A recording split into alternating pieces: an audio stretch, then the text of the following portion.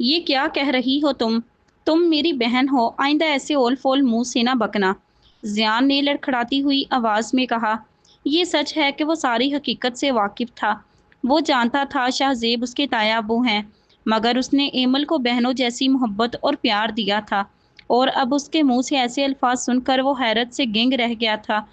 کیا یہ میرے پیار کو غلط رنگ دیتی رہی ہے؟ یہ سوچ کر ہی اس کا دماغ پھٹا جا رہا تھا۔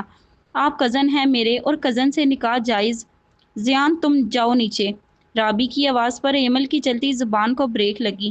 وہ بغیر کچھ کہے دروازے سے باہر نکل کر سائڈ پر کھڑا ہو گیا۔ میں نے تمہیں منع کیا تھا نا ایمل کہ اس کے سامنے یہ بے ہودہ بکواس مت کرنا، پھر تم نے زبان کھولی۔ رابی کے خطرناک تیور دیکھ کر وہ بھی اپنی جگہ کھڑی رہی۔ نہ جانے کیسے اس لڑکی میں اتنی ہمت مجتمع ہو گئی تھی۔ کون سی بےہودہ بکواس ہے؟ ہر لڑکی کو اپنی پسند بتانے کا حق ہے، اور اسلام میں بھی اس کی اجازت ہے۔ وہ بھائی ہے تمہارا، رابی نے دانت پیس کر کہا۔ میرے کہنے یا آپ کے کہنے سے زیان میرا بھائی نہیں بن جائے گا۔ دنیا والوں کی نظر میں کل بھی وہ میرے چچا کا بیٹا تھا، اور آج بھی۔ باہر کھڑی زیان نے دہل کر اپنے سینے پر ہاتھ رکھا، جبکہ رابی نے اس پر تھپڑوں کی برسات شروع کر دی۔ زیان سے صبر نہ ہوا، اس نے کمرے میں داخل ہو کر ایمل کو رابی سے چھڑوایا۔ یہ کیا کہہ رہی ہیں ممی؟ ہمیں ذلیل کرنے میں اس نے کوئی کسر نہیں چھوڑی۔ کیا کمی رہ گئی تھی میری تربیت میں؟ زیان روتی ہوئی رابی کو تسلیاں دے کر باہر نکل گیا، اور وہ ٹھنڈے فرش پر ڈھہ گئی۔ ایمل کافی دنوں سے بخار میں مبتلا تھی، مگر کسی نے پوچھا تک نہیں تھا۔ جو اس کی ذرا سی تکلیف پر تڑپ اٹھتے تھے، اب وہ بخار میں پھنک رہی تھی، مگر کوئی سامنے بھی نہیں آیا تھا۔ رابی اس پتھر کی دیوار سے ٹکرے مار مار کر لہو لہان ہو چکی تھی، مگر اس کی ایک ہی رٹ تھی، زیان اس کا بھائی نہیں کزن ہے، اور وہ اسے پسند کرتی ہے، اسی سے شادی بھی کرے گی۔ سارا گھر ہی پریشان تھا، اب فیصلہ زیان نے کرنا تھا، اور وہ فیصلہ کر چکا تھا۔ میں ایمل سے نکاح کے لیے تیار ہوں۔ وہ سب لان میں بیٹھے تھے جب زیان نے کہا، میں تو اس کا کزن ہوں، اس نے کبھی مجھے بھائی سمجھا ہی نہیں، نہ کل نہ آج۔ وہ سر جھکائے بولا۔ رابی اور شاہ زیب اس کے انداز پر تڑپ اٹھے، جبکہ کریم یزدانی نے اس کی بات کی تائید کی۔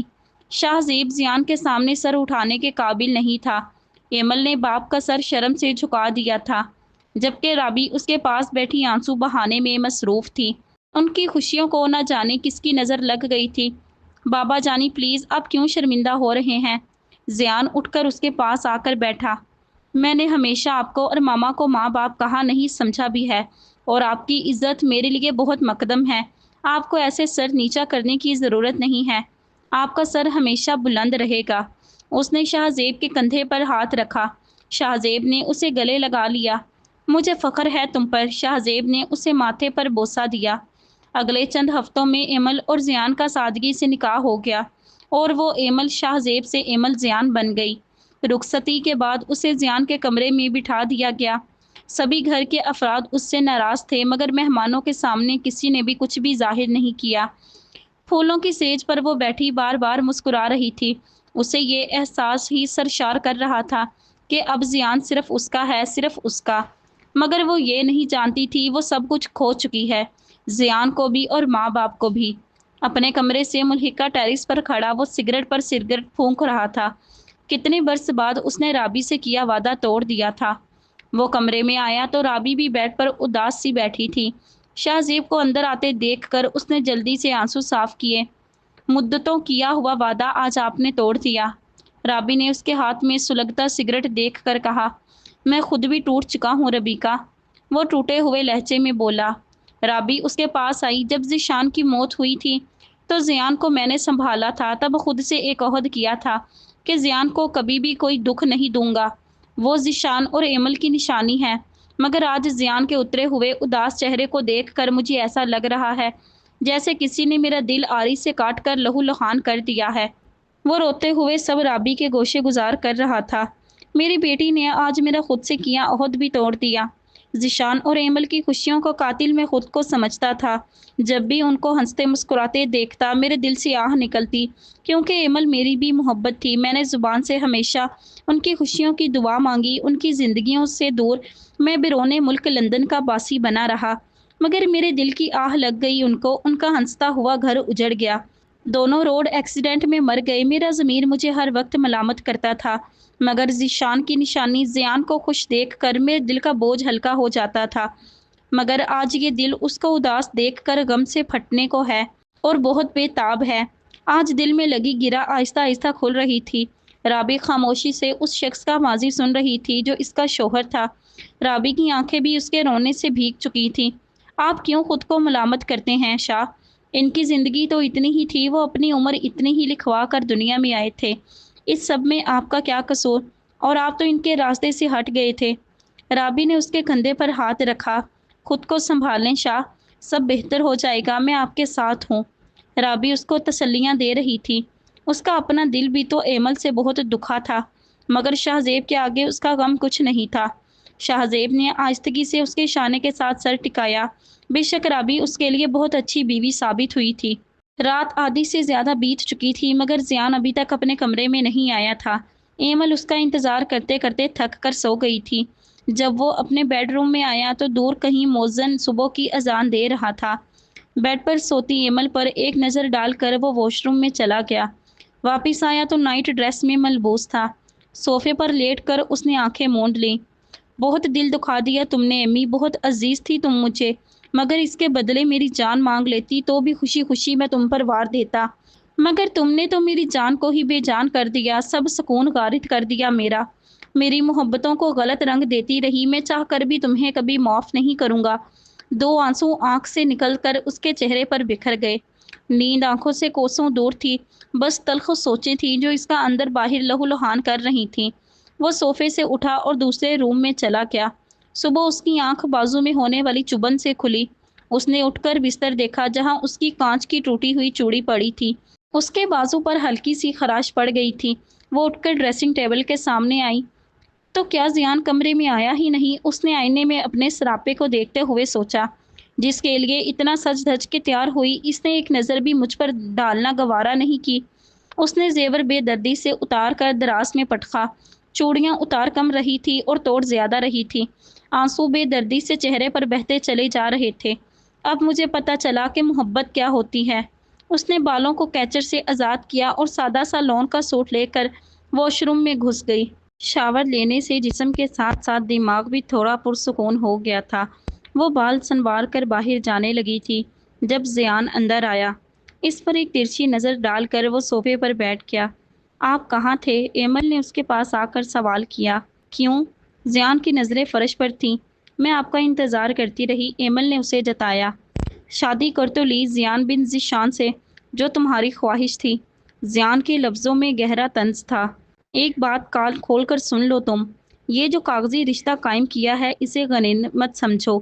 میری زندگی میں تم زبردستی گھسی ہو اور میرے لیے تمہاری اہمیت اتنی ہی ہے جتنی گھر کے بسیدہ سامان کی ہوتی ہے، جس پر ہر کوئی دیکھتا تو ہے مگر استعمال کرنا گوارا نہیں کرتا، بلکہ ٹھوکر مار کر گزر جاتا ہے۔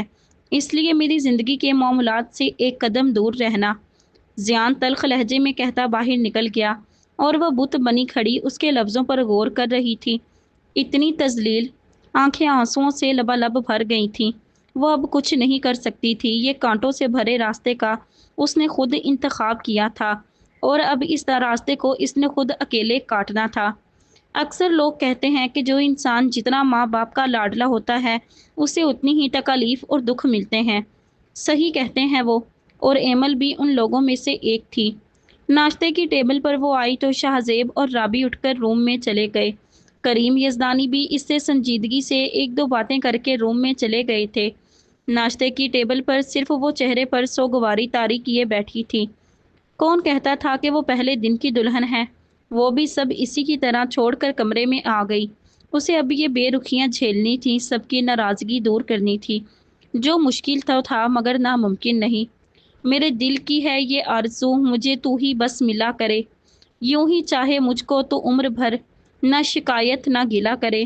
میری چاہتیں، میری خواہشیں، میری زندگی ہے تیرے لیے، میری رب سے یہی دعا ہے بس تجھ کو نہ مجھ سے جدا کرے۔ میرے خواب، میرے رت جگے، میری نیند بھی ہے تیرے لیے، میری زندگی جو بچی ہے اب تیرے نام اس کو خدا کرے۔ مجھے زندگی سے گلہ نہیں، مجھے تجھ سے بھی یہی آس ہے، میں بھی چاہوں تجھ کو سدا یوں ہی اگر تو بھی مجھ سے وفا کرے۔ कमरे में अकेली बैठी वो ज़ियान की गुज़श्ता बातों को याद करके आंसू बहा रही थी। उसे ज़ियान से ये उम्मीद नहीं थी कि वो इससे ये सलूक करेगा, उसको इस तरह धुतकार देगा। उसने कमरे से बाहर निकलना छोड़ दिया था, उसे कोई खबर नहीं थी कौन क्या कर रहा है। वो बस अपनी ज़ात में गुम हो गई थी। सबके तल्ख़ रवैये को सोचकर उसने कर्ब से आंखें बंद कीं। बाबा जानी, मैं चाहता हूँ कि इस्लामाबाद के अपार्टमेंट में शिफ्ट हो जाऊँ। वैसे भी बिज़नेस के सिलसिले में बार-बार वहाँ जाना पड़ता है तो। इस वक्त लाउंज में सिर्फ शाहज़ेब और ज़ियान बैठे थे। हाँ, मैं तुमसे ये बात कहने वाला था, कहीं घूम फिर आओ। रिश्तेदार तुम दोनों को खाने पर बुला रहे हैं और मैं समझ सकता हूँ तुम इन हालात में लोगों का सामना नहीं कर सकते, तो हनीमून के बहाने दावतों पर जाने से बच जाओगे। शाहज़ेब ने अपनी राय का इजहार किया। मगर बाबा, मैं अकेले जाना चाहता हूँ। ज़ियान मुनमुनाया। जो तुम मुनासिब समझो बेटा, मगर उसे भी साथ ले जाते तो बेहतर था। शाहज़ेब ने धीमे लहजे में कहा। ज़ियान ने सर को हल्की सी हाँ में जंबिश दी। वो बेड पर बैठी थी जब एक झटके से दरवाज़ा खुला और ज़ियान अंदर दाखिल हुआ। वो आज काफ़ी दिनों बाद अपने कमरे में आया था। एमल को खुशगवार हैरत हुई, मगर उसके तने हुए असाब देखकर वो सहम भी गई थी। पैकिंग कर लो, कल हमें इस्लामाबाद जाना है, ज़ियान ने सख्त लहजे में कहा। मगर क्यों? उसकी ज़ुबान लड़खड़ाई। हनीमून के लिए। ज़ियान, यज़दानी से शादी का शौक़ पूरा कर लिया आपने, अब हनीमून का शौक़ मैं पूरा कर देता हूँ। ज़ियान ने उसका तमस्खर उड़ाते हुए कहा। वो इसे नज़र उठाकर देख भी ना सकी। ज़ियान अपनी बात कहकर झटके से दरवाज़ा बंद करके बाहर चला गया। उसने लंबी सांसें लेना शुरू कर दीं। उस शख्स की नरमी तो कहीं उड़न छू हो गई है। अब तो गुस्सा नाक पे धरा होता है। ऐसा तो ख्वाब में भी नहीं सोचा था। उसने माथे पर उमड़ने वाला पसीना साफ किया और अपने कपड़े अलमारी से निकाल कर बैग में रखने लगी। इस्लामाबाद जाने से पहले उसने राबी और शाहज़ेब से मिलने की कोशिश की थी, मगर वो इससे मिलना तो दूर शक्ल देखना भी गवारा नहीं करते थे। करीम यज़दानी से मिलकर वो फूट-फूट कर रोई थी। बेटा, उनका नाराज़ होने का हक़ है, उनकी बहुत सी उम्मीदें वाबस्ता थी तुमसे, मगर तुमने इनके एतबार को ठेस पहुँचाई है। मैं दुआ करूँगा और समझाऊँगा भी कि वो तुम्हें माफ़ कर दें। करीम यज़दानी ने उनके सर पर शफ़क़त से हाथ फेरते हुए तसल्ली दी। उसने रोते हुए करीम यज़दानी को अलविदा कहा और ज़ियान के साथ इस्लामाबाद की तरफ रवाना हो गई। एमल को अपार्टमेंट में छोड़कर ज़ियान कहीं गायब ही हो गया था। इस्लामाबाद में मौसम काफ़ी सर्द था। वो कुछ देर आराम करने के बाद शाल लपेटकर बालकनी में आ खड़ी हुई। भूख भी महसूस हो रही थी, मगर ज़ियान उसे यहाँ छोड़कर भूल ही गया था। शाम के साए फैल रहे थे। परिंदे चहचहाते हुए अपने घरों को लौट रहे थे। हल्की हल्की हवा चल रही थी। ये ज़ियान किधर रह गए हैं? उसे परेशानी हुई थी। इसने सेल पर उसका नंबर डायल किया, मगर ज़ियान का नंबर ऑफ जा रहा था। अल्लाह खैर करे, वो बार बार उसका नंबर ट्राई कर रही थी। आखिर वो शाल को अपने गिर्द दुरुस्त करते बाहर निकली। कहाँ जाऊँ? यहाँ के रास्तों का भी मुझे नहीं पता। वो गेट के बाहर ठंडे फर्श पर बैठकर रोने लगी। काफ़ी देर बाद उसे ज़ियान की गाड़ी का सायरन सुनाई दिया। वो जल्दी से उठकर ज़ियान की तरफ आई। कहाँ चले गए थे आप? इतनी परेशान हो गई थी मैं। वो रोते हुए इससे लिपट गई। रो रो कर चेहरा सुर्ख हो गया था। वो इसे थाम कर अंदर लेकर आया। उसे अपनी गलती पर नदामत हुई। उसे इस तरह एमल को अनजान जगह छोड़कर बाहर नहीं जाना चाहिए था। मुझे अकेला क्यों छोड़ गए थे आप? वो आंसू साफ करते हुए बोली। खाना लेने गया था, खुदकुशी करने नहीं गया था। वो वापस अपने टोन में लौट आया था। कैसी बातें कर रहे हैं आप? अल्लाह न करे कभी आप। बस बस, खाना निकाल कर खाओ और सो जाओ। ज़ियान ने दुरुस्ती से उसकी बात काटी और खाने को एक नज़र देखकर बेड पर कंबल बिछाकर लेट गया।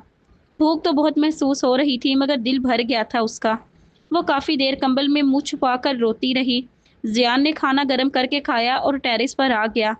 वो बिज़नेस के सिलसिले में जब भी इस्लामाबाद आता था, इसी अपार्टमेंट में ठहरता था। उसने दोनों बाजू सीने पर बांधे। सर्दी से उसका जिस्म कँपकँपा रहा था, मगर उसके दिल का मौसम तो बाहर के मौसम से ज़्यादा सर्द था। वो चाहकर भी एमल से नरम रवैया नहीं रख पा रहा था। एमल के आंसू उसके दिल को तड़पा रहे थे, पिघला रहे थे। मगर माजी का नक्शा सामने आते ही उसका लहजा चट्टान से भी सख्त हो जाता। लहजों में दुरुस्ती आ जाती, खुद ब खुद ही दिल का शिकवा ज़ुबान पर आ जाता, मगर जहर से भरा हुआ, जो एमल के दिल को लहूलुहान कर देता। वो सुबह एमल के उठने से पहले ही घर से चला गया था। वो नीम गर्म पानी से शावर लेकर किचन में आई, जहाँ सिर्फ चाय का सामान पड़ा था। कितने बेहिस हैं, मैं क्या खाऊं? कल से कुछ नहीं खाया, वो रूहान सी हो गई। रात का अधखुला खाना स्लेब पर पड़ा था, जिस पर मक्खियां भनभना रही थीं। इसने वो डस्टबिन में डाला और अपने लिए चाय बनाकर कमरे में आ गई। चाय पीकर उसने कमरे की हालत सेट की और बोर होने से बचने के लिए किचन और बैठक की भी सफाई कर दी। ये कैसा हनीमून है, उसने जमाई लेते हुए सोचा। जियान रात को घर आया तो वो उसी का इंतजार कर रही थी। खाना किचन में पड़ा है, खा लेना। वो अपने हिस्से का खाना खा चुका था। उसे खाने का कहकर वो कंबल लेकर बैठक में चला गया। एमल ने जल्दी से सालन गरम किया और जब हाट पाट खोला तो एक रोटी उसका मुंह चिढ़ा रही थी। दिल में आया कि अभी जाकर वो भी जियान के मुंह में ठूंस आए, मगर मामला भूख का था। उसने एक रोटी खाकर अल्लाह का शुक्र अदा किया। मुझे घर जाना है। जब वो शाम को घर आया तो एमल ने इससे कहा। उसे यहाँ आए 15 दिन हो गए थे। पूरा दिन वो यहाँ अकेली बोर हो रही थी। रास्तों का भी उसे पता नहीं था कि बाहर की हवा का ही मज़ा ले ले। इतनी जल्दी मेरे साथ रहकर दिल भर गया। तुमने ज़िंदगी भर हमसफ़र बनाने का फ़ैसला किया है। जियान मजाक उड़ाते लहजे में बोला। मैंने ऐसा तो नहीं कहा। मैं यहाँ अकेले बोर हो जाती हूँ। एमल ने उंगलियां मरोड़ते हुए कहा। मैं छोड़ दूंगा कल। जियान ने जल्दी से कहा। क्या आप मुझे माफ़ नहीं कर सकते? एमल ने हिचकिचाते हुए कहा। एक पल में जियान के असाब तन गए थे। उसने ज़ोर से मुट्ठियां भींच लीं और जब बोला तो लफ्ज़ों में चट्टानों जैसी सख्ती थी। नहीं, कभी नहीं। तुम माफ़ी के काबिल हो ही नहीं। तुमने दिल के साथ मेरे एतबार और मान का भी खून किया है।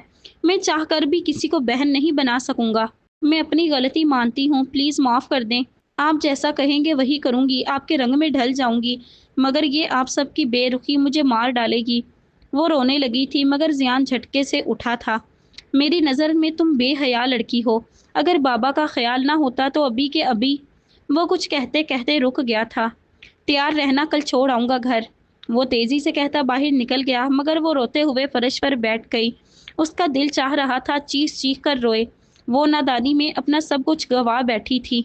मेरी पागल सी मोहब्बत तुम्हें याद आएगी, जब चांद सितारे चमक रहे होंगे, जब यादों के फूल महक रहे होंगे, जब नींद को नैन तरस रहे होंगे। मेरी पागल सी मोहब्बत तुम्हें याद आएगी, जब तन्हाई से दिल घबराएगा, जब तुम्हें अकेलापन सताएगा, जब कोई ख्वाब ही नहीं आएगा, जब फूल किताबों में रह जाएंगे। मेरी पागल सी मोहब्बत तुम्हें याद आएगी। अगले रोज जियान उसे घर छोड़ आया था।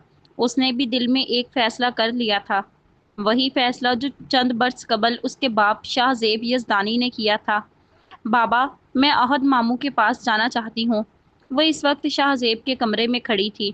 उसकी बात पर शाहजेब चौंका। क्यों जाना चाहती हो? शाहजेब उसकी तरफ मतवज्जा हुआ। मेरा दिल चाहता है जाने को। एमल ने सर झुका कर कहा। वो तुम्हारे नहीं, जियान के मामू हैं, तुम कैसे उनके घर रहोगी? राबी जो उनकी गुफ्तगू खामोशी से सुन रही थी, उसने भी जुबान खोली। मैं उनके घर नहीं रहूंगी, फ्लैट ले लूंगी। एमल ने कहा।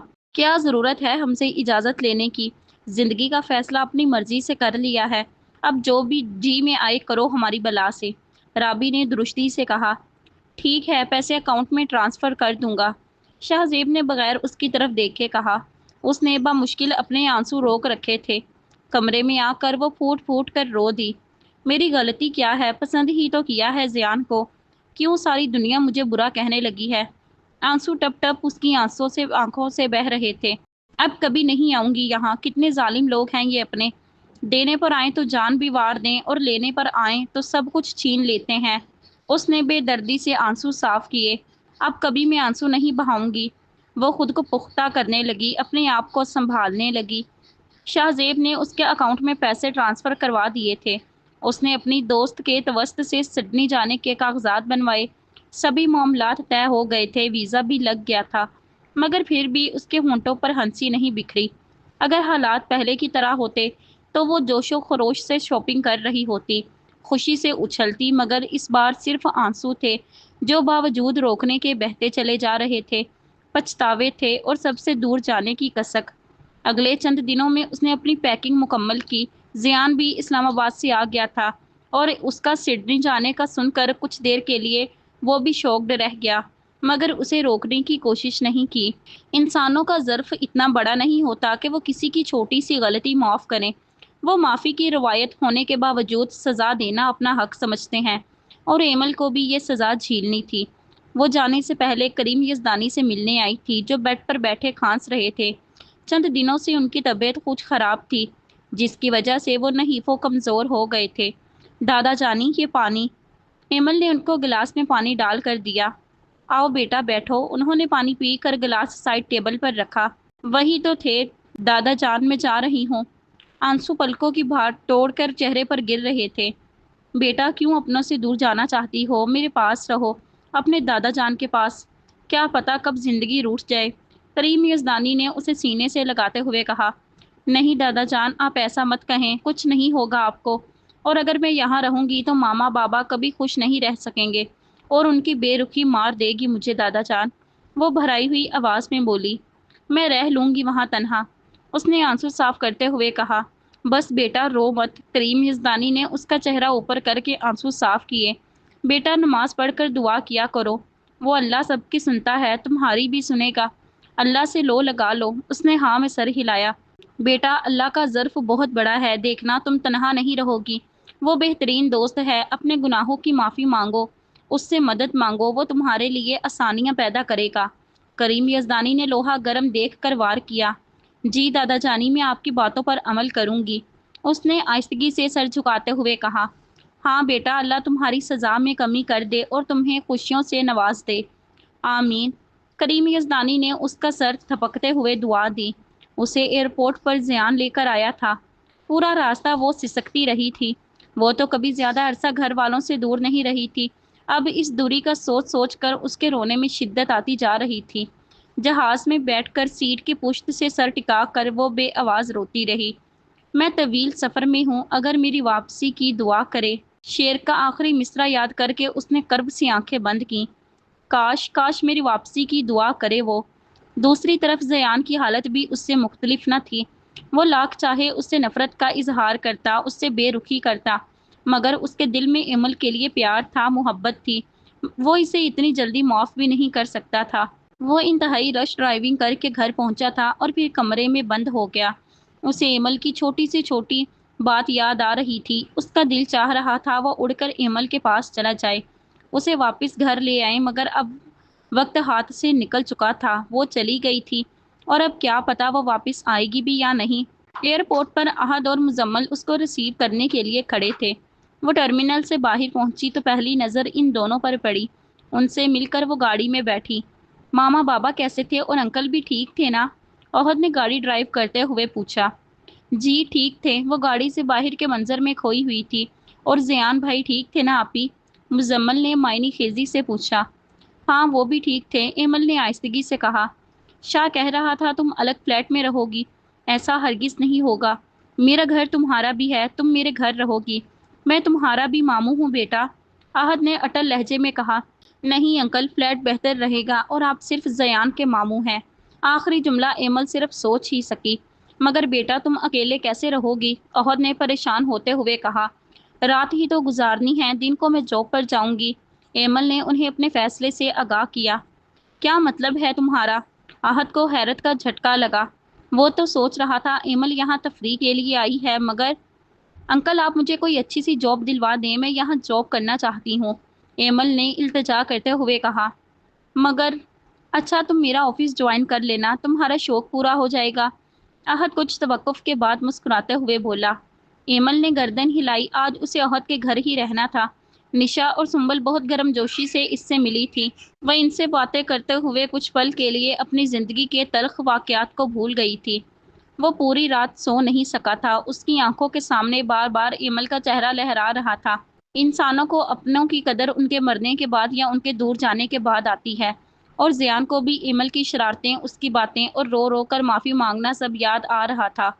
کیا غلطی تھی اس کی؟ میں سگا بھائی تو نہیں تھا اس کا، پھر اگر اس نے ایسا فیصلہ کیا تو کیا برائی تھی اس میں؟ اسے اپنا غصہ اور ایمل کے ساتھ کی گئی ہٹ دھرمی سب بے معنی لگی۔ ناشتے کی ٹیبل پر صرف وہ اور رابی ہی نظر آ رہے تھے۔ شاہ زیب بغیر ناشتے کے آفس چلا گیا تھا، اور کریم یزدانی کی طبیعت کی وجہ سے رابی نے انہیں کمرے میں ناشتہ بھجوا دیا تھا۔ زیان تمہاری طبیعت تو ٹھیک ہے؟ رابی نے اس کا چہرہ دیکھتے ہوئے کہا، جو مسلسل رونے کی وجہ سے سرخ اور سوجا ہوا تھا اور آنکھیں بھی انگارہ ہوئی تھیں۔ کچھ نہیں ماما، ٹھیک ہوں، اس نے رابی کو ٹالنا چاہا۔ مگر مجھے تو نہیں لگ رہا تم ٹھیک ہو۔ رابی نے اس کے تاثرات نوٹ کیے۔ ماما ایمی چلی گئی، اس کا ضبط جواب دے گیا تھا۔ رابی اٹھ کر اس کے پاس آئی۔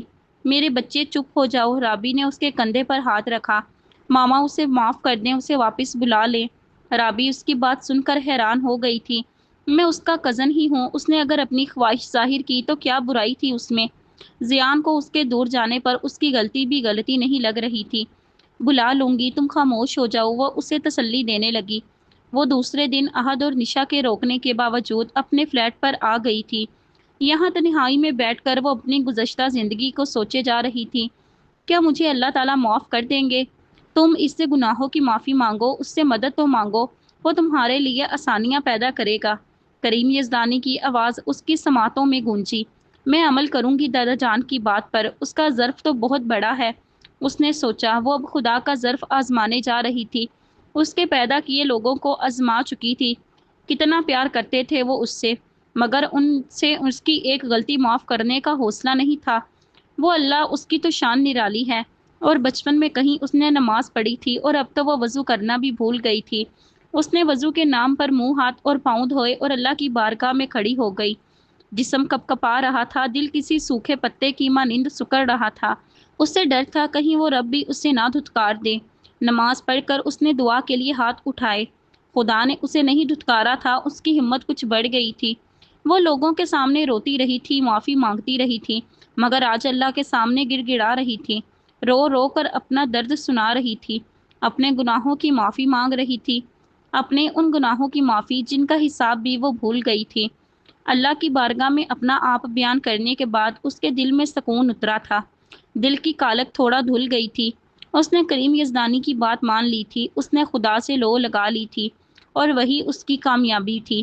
ابھی اس نے خدا سے لو لگانے کا سوچا ہی تھا اور خدا نے لوگوں کے دلوں میں اس کے لیے ہمدردی ڈال دی تھی۔ اگلے چند دنوں میں اس نے احد کا آفس جوائن کر لیا تھا۔ وہ کام میں دل لگا رہی تھی اور ساتھ اسلام کے قریب بھی آتی جا رہی تھی۔ نماز باقاعدگی سے ادا کر رہی تھی اور ہر کام ترک کرنے کی کوشش کر رہی تھی جو اسلام کے خلاف ہو۔ احد اس کے کام سے بہت خوش ہوا تھا اور شاہ زیب کو بھی اس کی کارکردگی کے بارے میں بتایا تھا۔ وہ سنبھل گئی تھی، مگر کبھی کبھی یادیں اسے رلا ہی دیتی تھیں۔ اب یہ آنکھیں احساسات سے عاری ہو گئی تھیں، خالی خالی سی آنکھیں، مگر پرسکون۔ ایک دن مزمل نے اس کی آنکھوں کو دیکھ کر کہا، آپی، اب آپ کی آنکھیں پہلے کی طرح چمکتی دمکتی نہیں ہیں۔ اس کی بات پر وہ خاموش ہو گئی تھی۔ وہ اسے کیا بتاتی کہ آنکھوں میں اپنوں کی کمی ہے؟ اس کی آنکھوں میں نمی تیرنے لگی تھی، مگر وہ ہنس پڑی تھی۔ تمہیں غلط فہمی ہوئی ہے، اب شرارتیں نہیں کرتی نا؟ اس کے بعد وہ اداسی کے خول سے بھی باہر آ گئی تھی۔ بات بات پر کہکہے لگاتی، مگر صرف وہ جانتی تھی یہ کہکہے کھوکھلے ہیں۔ میں وہ دنیا ہوں جہاں تیری کمی ہے سائیاں، میری آنکھوں میں جدائی کی نمی ہے سائیاں۔ اسے یہاں آئے ہوئے 1 ماہ ہونے کو آیا تھا، مگر مڑ کر کسی نے خبر تک نہیں لی تھی۔ مگر اب اسے بھی کسی کے پیار کا انتظار نہیں تھا۔ کبھی کبھی انسان اپنوں کی چاہت کا طلبگار ہوتا ہے، اسے ہر لمحہ اپنوں کی یاد تڑپاتی ہے، اپنوں کے پاس جانے، ان کی توجہ پانے کی تڑپ ہوتی ہے، شدت ہوتی ہے۔ مگر جب بار بار وہ انسان دھتکارا جائے، اسے بے رخی اور نفرت کا سامنا کرنا پڑے، تو آہستہ آہستہ انسان کی یہ شدت ماند پڑ جاتی ہے، اس کا انتظار ختم ہونے لگتا ہے، اور ایک وقت آتا ہے کوئی طلب باقی نہیں رہتی، انسان اپنے آپ میں رہنا پسند کرنے لگتا ہے۔ وقت گزرتا جا رہا تھا، وہ بھی جینا سیکھ گئی تھی، ہنسنا سیکھ گئی تھی۔ وقت سب سکھا دیتا ہے، دکھ میں ہنسنا، غم چھپانا، درد سہنا اور صبر کرتے رہنا، سب کچھ۔ وہ بھی وقت کی رنگ میں ڈھل گئی تھی۔ وہ صبح کی نماز پڑھ کر سو گئی تھی۔ اب جب آنکھ کھلی تو صبح کے 10 بج رہے تھے۔ وہ فریش ہو کر کچن میں آئی اور اپنے لیے ناشتہ بنانے لگی۔ تبھی دروازہ نوک ہوا۔ اس نے دروازہ کھولا تو سامنے مزمل کھڑا تھا۔ وہ اسے لے کر کچن میں ہی آ گئی۔ آج سنڈے تھا اور سنڈے کو مزمل یا سنبل اس کو وقت دینے اس کے فلیٹ پر آ جاتے تھے۔ سنبل نہ بھی آتی مگر مزمل ضرور آتا تھا۔ اس کی شرارت بھری باتوں کو سن کر وہ جی بھر کر ہنستی۔ اسے اکثر ماضی یاد آ جاتا جب وہ بھی مزمل کی طرح شرارتیں کرتی تھی، باتیں کرتی تھی۔ آپ نے ناشتہ نہیں کیا ابھی؟ مزمل نے اسے آملیٹ بناتے دیکھ کر کہا۔ نہیں، نماز کے بعد سو گئی تھی، ابھی کچھ دیر پہلے آنکھ کھلی، ایمل نے آملیٹ پلیٹ میں رکھتے ہوئے کہا۔ پھر ناشتہ کر کے تیار ہو جائیں، میں آپ کو اپنے گھر لے کر جاؤں گا، مزمل نے کچن میں رکھے اسٹول پر بیٹھتے ہوئے کہا۔ کیوں بھائی، آج کیا خاص بات ہے جو گھر لے کر جاؤ گے؟ اس نے ٹیبل پر ناشتہ سیٹ کیا اور دوسرا اسٹول گھسیٹ کر خود بھی بیٹھ گئی۔ یہ لو، میرے ساتھ ناشتہ کرو۔ ایمل نے مزمل کو بھی دعوت دی۔ آپ ویسے بن رہی ہیں یا سچ میں آپ کو کچھ نہیں پتا؟ مزمل نے اس کی ناشتے کی آفر کو اگنور کرتے ہوئے کہا۔ میں سمجھی نہیں، اس نے نوالا منہ میں چباتے ہوئے کہا۔ زیان بھائی آئے ہیں، مزمل کے کہنے پر اسے اچھو لگا۔ اس نے جلدی سے جوس کے گھونٹ بھرے۔ کب؟ ایمل نے خود کو نارمل کرتے ہوئے کہا۔ کل رات کو ماما نے مجھے بھیجا ہے کہ آپ کو لے آؤں۔ مزمل نے اپنے آنے کی وجہ بھی بتا دی۔ میں نہیں جا رہی، ایمل نے دو ٹوک انداز میں کہا۔ مگر کیوں؟ کہیں آپ دونوں میں کوئی ناراضگی تو نہیں چل رہی؟ وہ بھی کچھ پریشان سے ہیں اور آپ بھی ان کا نام سن کر۔ مزمل نے ادھوری بات چھوڑ دی۔ ایسا کچھ نہیں ہے مزمل، ایمل نے نرمی سے کہا۔ پھر چلیں میرے ساتھ۔ مزمل اسے اپنے ساتھ لے جانے پر بس ضد تھا۔ میں نہیں جاؤں گی، تم کہہ دینا میں گھر پر نہیں ہوں۔ زیادہ سمارٹ بننے کی کوشش مت کرنا۔ ایمل نے اسے انگلی اٹھا کر مون کیا۔ اوکے آپی، میں جا رہا ہوں۔ مزمل اٹھ کر ہاتھ ہلاتا باہر نکل گیا۔ مزمل نے گھر جا کر عہد اور نشا کو بتا دیا کہ وہ گھر پر نہیں ہے، مگر زیان کو بتایا کہ وہ آنا نہیں چاہتی، آپ منا لیں جا کر۔ زیان کو سخت صدمہ ہوا تھا۔ میرے یہاں آنے سے اسے کوئی خوشی نہیں ہوئی، میں کیوں منا کر لاؤں اسے؟ اگر اسے اپنی غلطی کا احساس ہوتا تو خود یہاں آتی۔ زیان کے دل میں بدگمانیاں جگہ لے رہی تھیں، اور دوسری طرف ایمل اس سے بھی زیادہ شوکڈ تھی۔ کسی نے بھی مجھے اس کے آنے کی خبر نہیں کی۔ شاید وہ یہاں مجھ سے ملنے آئے۔ آنکھوں میں امید کے دیپ جلنے لگے تھے۔ اس نے جلدی سے گھر کی صفائی کی اور شاور لے کر لیمن کلر کا لون کا سوٹ پہنا اور لائٹ میک اپ کر کے لاؤنج میں اس کا انتظار میں بیٹھ گئی۔ ظہر سے عصر ہوئی، عصر سے مغرب، مگر زیان نہ آیا۔ وہ نماز پڑھ کر بھی اس کے آنے کی دعا مانگنے لگی، مگر اس نے نہیں آنا تھا، وہ نہ آیا۔ اس کی تمام امیدیں اس کے اپنی طرف لوٹنے کی ٹوٹ گئی تھیں۔ وہ عشاء کی نماز پڑھ کر پھوٹ پھوٹ کر رو دی۔ آج نہ جانے کتنے دنوں بعد پھر اس کا ضبط ٹوٹ گیا تھا۔ وہ روتے روتے جائے نماز پر ہی سو گئی۔ کتنا سکون دیتا ہے نا جائے نماز پر سونا۔ ایسا لگتا ہے یہ انسانوں کی نہیں کسی اور مخلوق کی دنیا ہے، جہاں غم اور دکھ نہیں ہے، بس سکون ہی سکون ہے۔ زیان کے واپس پاکستان جانے کی خبر سن کر اس نے پاکستان کال کی۔ شاہزیب نے سرسری سی بات کر کے اس نے کریم یزدانی سے بات کی۔ دادا جان کیسے ہیں؟ وہ بھرائی ہوئی آواز میں بولی۔ اس کا دل چاہ رہا تھا وہ کریم یزدانی کی مہربان آغوش میں پناہ لے لے۔ ٹھیک ہوں، لگتا ہے دل لگ گیا ہے وہاں پر۔ ہماری تو یاد آتی ہی نہیں تمہیں، کریم یزدانی نے پیار بھرا شکوہ کیا۔ وہ کون سا پل ہے دادا جان جب آپ لوگ نہ یاد آئے ہوں؟ بس دن کو جاب پر جاتی ہوں اور رات کو نیند جلدی آ جاتی ہے، اس نے وضاحت کی۔ تم جاب کرتی ہو؟ کریم یزدانی حیران ہوئے۔ ہاں دادا جان، بوریت سے بچنے کے لیے اور اذیت سے بچنے کے لیے مصروف رکھنا پڑتا ہے خود کو۔ بابا جانی کو معلوم ہے میری جاب کا، ایمل نے تفصیل سے بتایا۔ کیا بیٹا اپنی جوانی پردیس میں برباد کر رہی ہو؟ اپنے ملک آ جاؤ، خوش رہو، خوشیاں بانٹو۔ تمہارے باپ نے بھی ساری جوانی پردیس میں گزاری، اب تم اس کے نقش قدم پر چل رہی ہو۔ میری مانو تو آ جاؤ دادا جان کے پاس۔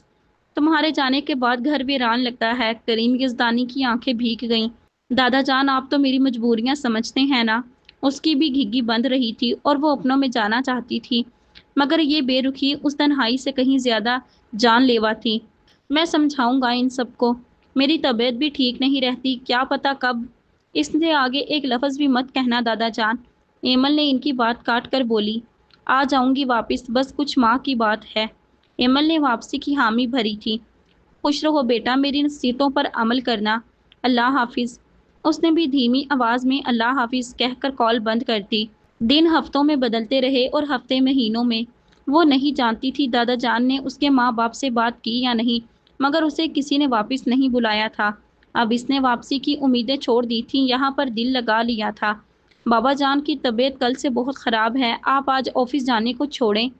شاہزیب آفس جانے کے لیے تیار ہو رہا تھا جب رابی نے کہا، ڈاکٹر 2 دن بعد چیک اپ کرتا ہے، کچھ افاقہ نہیں ہوا کیا؟ شاہزیب کو حیرت ہوئی۔ نہیں، ان کی کھانسی شدید سے شدید ہوتی جا رہی ہے، رابی نے پریشانی سے کہا۔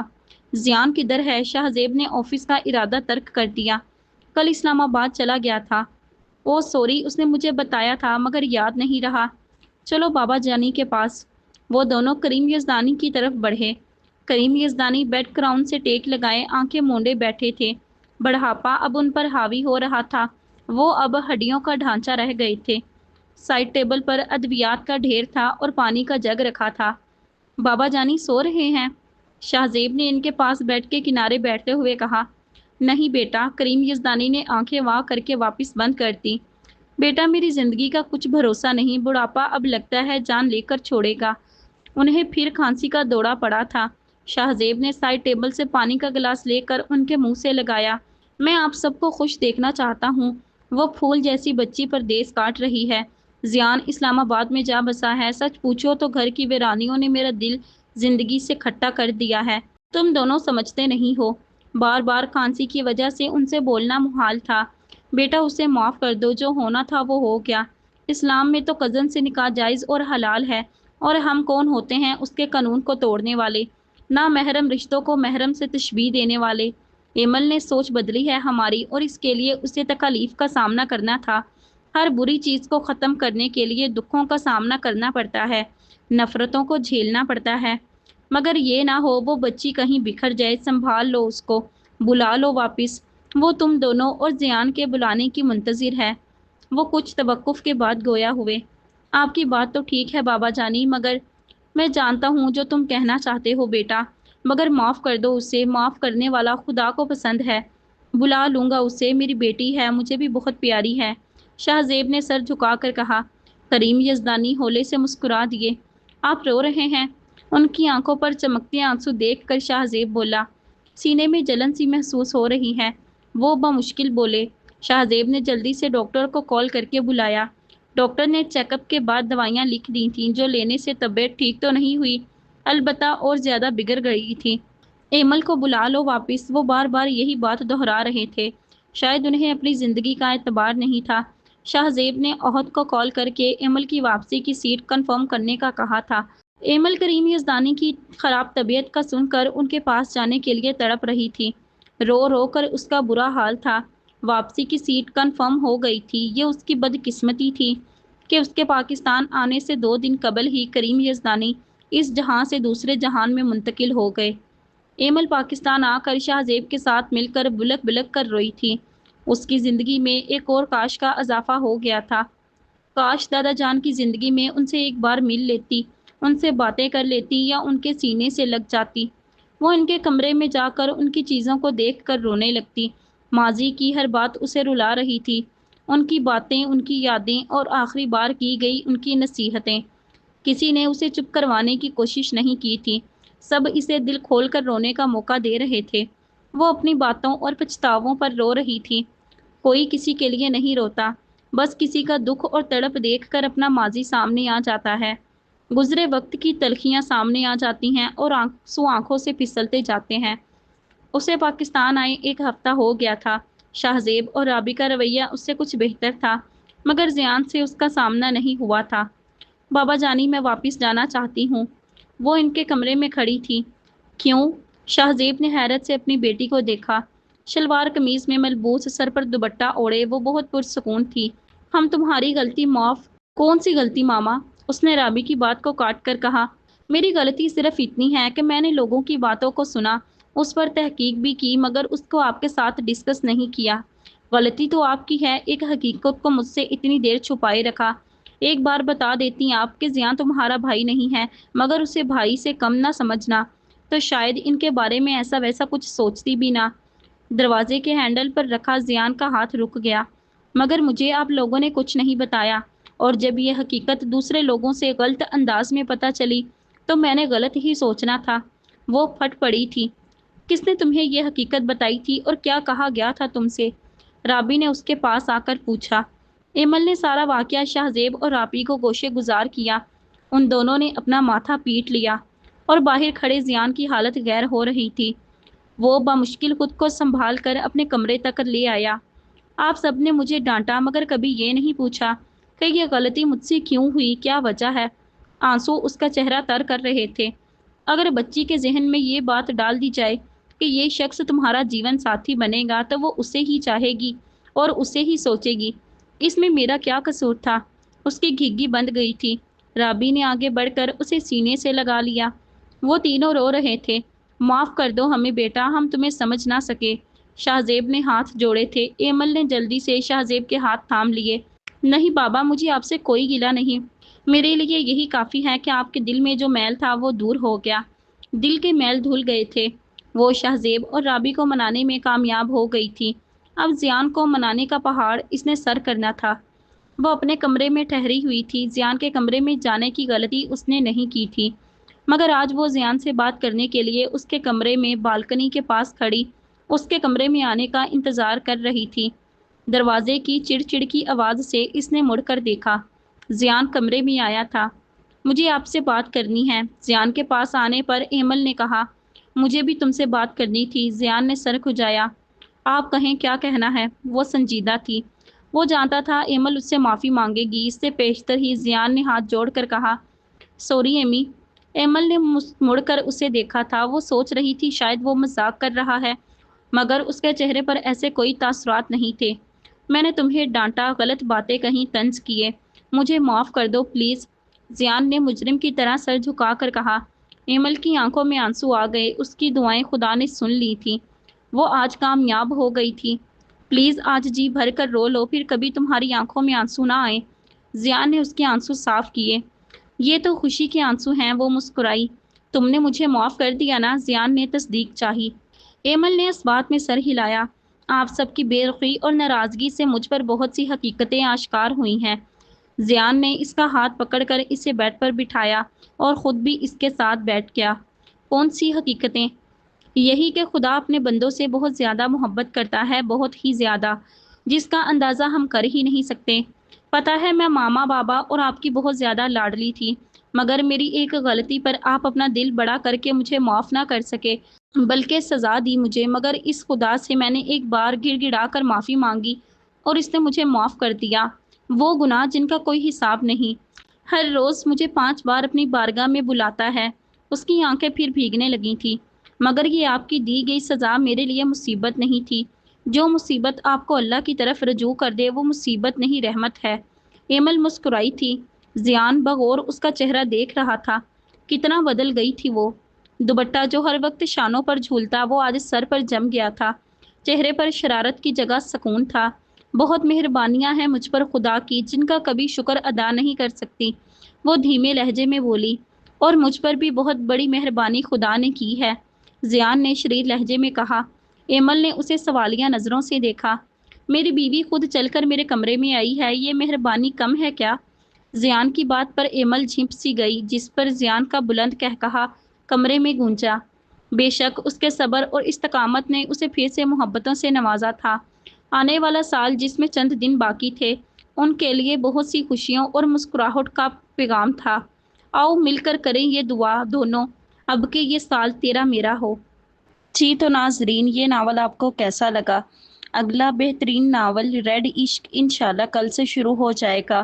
ویڈیو اچھی لگے تو لائک کریں، دوستوں کے ساتھ شیئر کریں اور ہمارے چینل کو سبسکرائب کریں۔ شکریہ۔